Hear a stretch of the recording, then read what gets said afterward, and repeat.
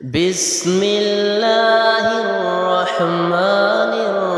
الرحيم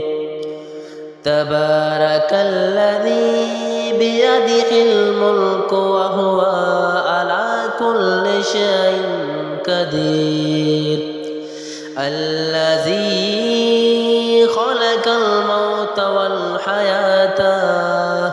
ليبلوكم أيكم أحسن عملا وهو العزيز الغفور الذي خلق السبع سماوات طباقا ما ترى في خلق الرحمن من تفاوت فارجع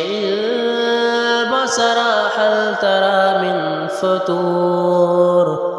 ثم ارجع البصر كرتين ينقلب عليك البصر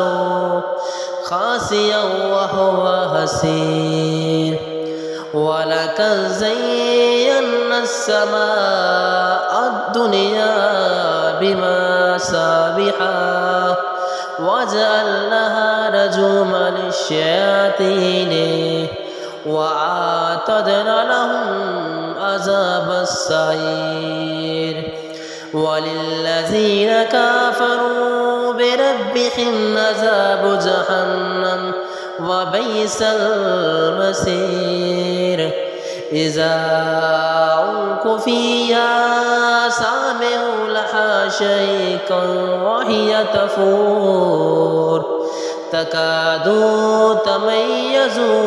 من الغيظ كلما ألقي فيها فوج سألهم خزنتها ألم يأتكم نذير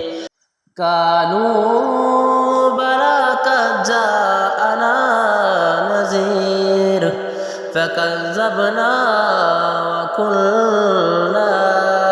ما نزل الله من شيء إن أنتم إلا في ضلال